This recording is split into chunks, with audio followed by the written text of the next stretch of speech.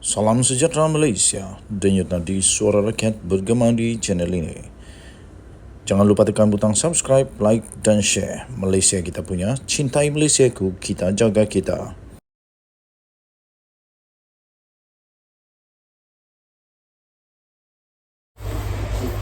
Salam sejahtera Malaysia, denyut nadi suara rakyat bergema di channel ini.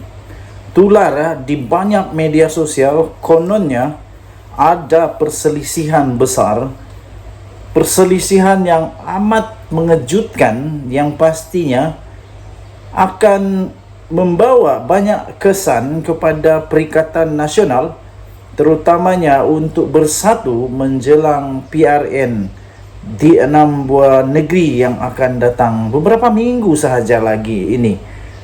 Dikabarkan banyak negeri yang bakal akan membubarkan Dewan Undangan Negeri dalam hanya beberapa minggu saja lagi. Dengan berita yang tersebar luas itu, boleh membawa banyak pengaruh yang amat besar kepada Perikatan Nasional dan juga bersatu.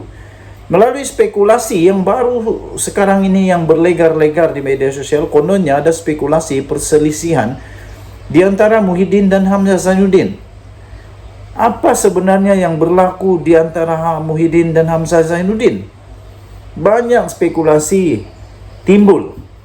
Walaupun begitu, akhirnya Faizal Azumu tampil untuk menjelaskan perkara yang sebenar, apa sebenarnya berlaku di antara Hamzah Zainuddin dan Muhyiddin Mak Yassin. Telah pun dilaporkan di bharian.com.my pada hari ini lebih kurang jam 3 petang tadi. Spekulasi perselisihan Muhyiddin dan Hamzah Zainuddin adalah laporan berniat jahat menjelang pilihan raya negeri, kata Faizal Azumu. Cuma saja ada satu peribahasa selalu berkata begini: pokok tak akan goyang kalau tak ada angin. Tak akan ada kocakan di air kalau tak ada batu yang jatuh.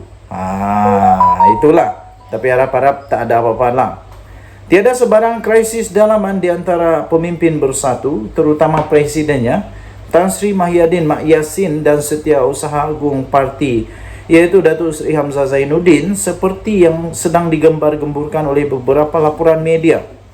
Timbalan Presiden Bersatu sendiri, Datuk Seri Ahmad Faizal Azumu, menyifatkan bahawa dakwaan yang memetik sumber itu sebagai satu laporan yang berniat jahat. Katanya, jika laporan itu dibuat dengan memetik sumber, jelas ianya tidak beretika dan berniat jahat terhadap bersatu dan Perikatan Nasional menjelang pilihan raya negeri PRN 6 negeri tidak lama lagi. Laporan itu berniat jahat, katanya. Tambahnya lagi, buat berita dan hanya memetik sumber tidak beretika, katanya kepada BH.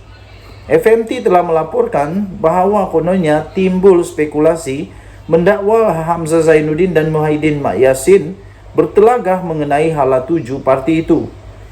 Ia katanya berkaitan dengan timbul kononnya ada kabar angin yang menyatakan Hamzah Zainuddin yang juga Setiausaha Agung PN mungkin akan digantikan sebagai ketua pembangkang di Parlimen. Dua dari nama telah disebut menggantikan Hamzah Zainuddin, iaitu Ahli Parlimen Arau Datuk Seri Saidan Kasim atau Ahli Parlimen Ketereh Datuk Clear Muhammad Noor. Mengulas isu yang sama, Ketua Penerangan Bersatu Datuk Razali Idris berkata spekulasi itu adalah cubaan pihak tertentu yang sengaja dicetuskan menjelang PRN di 6 negeri untuk memburukkan Bersatu dan PN. Denyut nadi suara rakyat bergema di channel ini. Jangan lupa tekan butang subscribe, like dan share. Bye-bye. Salam sejahtera Malaysia, denyut nadi suara rakyat bergema di channel ini. Al-Fatihah kepada semua yang beragama Islam. Baiklah untuk mensedekahkan Al-Fatihah kepada seorang yang amat terkenal, berjasa besar bagi pendapat saya di atas negara Malaysia untuk segala jasa beliau dan juga untuk kita mengingati beliau sebagai seorang rakyat Malaysia yang baik. Baru sebentar tadi saya telah menerima satu berita kematian meninggal dunia yang amat menyedihkan seluruh rakyat Malaysia, iaitu seorang penyanyi era 80-an yang kita kenali dan pastinya ramai peminat di seluruh Malaysia. Pastinya ramai juga menjadikan beliau sebagai idola sebelum menjadi terkenal berjaya seperti sekarang ini. Pastinya artis-artis Malaysia sangat menghormati beliau sebagai seorang artis yang membawa banyak jasa kepada negara Malaysia dari segi industri hiburan. Penyanyi era 80-an iaitu Rohana Jalil telah diberitakan telah pun meninggal dunia. Penyanyi popular era 1980-an iaitu Rohana Jalil telah pun menghembuskan nafas terakhir beliau pada jam 11.33 malam tadi. Berita duka cita itu telah pun disahkan oleh pengurusnya sendiri yang hanya mau dikenali sebagai Jepun. Kata pengurus itu, arwah sudah tidak sadarkan diri sejak tengah hari semalam. Selepas melihat keadaan arwah yang semakin kritikal, doktor meminta supaya semua ahli keluarga berkumpul di hospital sejak jam 5 petang lagi. Kata beliau lagi, dalam kenyataan itu, arwah pergi dengan tenang dan urusannya dipermudahkan, katanya seperti yang dipetik oleh BH Online.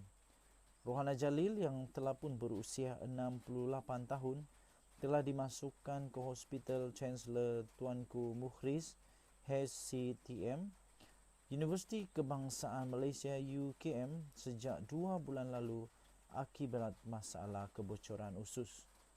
Jepun memaklumkan jenazah arwah Rohana atau nama sebenarnya Dara Abdul Jalil akan dibawa ke Masjid Al-Falah USJ 9 Subang Jaya untuk urusan solat jenazah, manakala akan disemadikan di Tanah Perkuburan Islam USJ 21 Subang Jaya sebelum zuhur.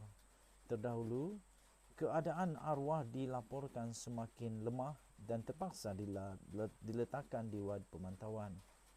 Kebocoran usus yang dialami oleh Rohana Jalil 68 tahun itu, kata Jepun, mengakibatkan kuman merebak ke beberapa organ utama seperti paru-paru dan buah pinggang.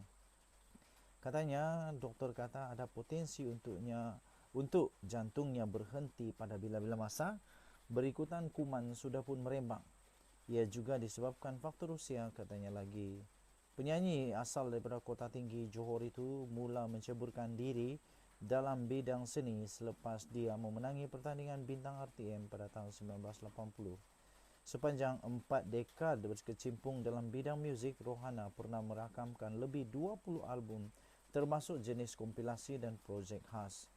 Antara lagu popular beliau adalah Rayuanku, Resahku, Kerana Kita Terpisah, Faiz dan Jauh Terkenang. Allahyarham meninggalkan suami Jahargir Khan dan 3 cahaya mata perempuan. Seorang daripada anak Rohana, Shakila Nisha atau nama pentasnya Kila Fairi turut mengikuti jejak langkahnya menjadi penyanyi. Denyut nadi suara rakyat bergema di channel ini. Bagi anda yang beragama Islam, bolehlah untuk sedekahkan Al-Fatihah kepada beliau. Kita jumpa lagi. Bye-bye.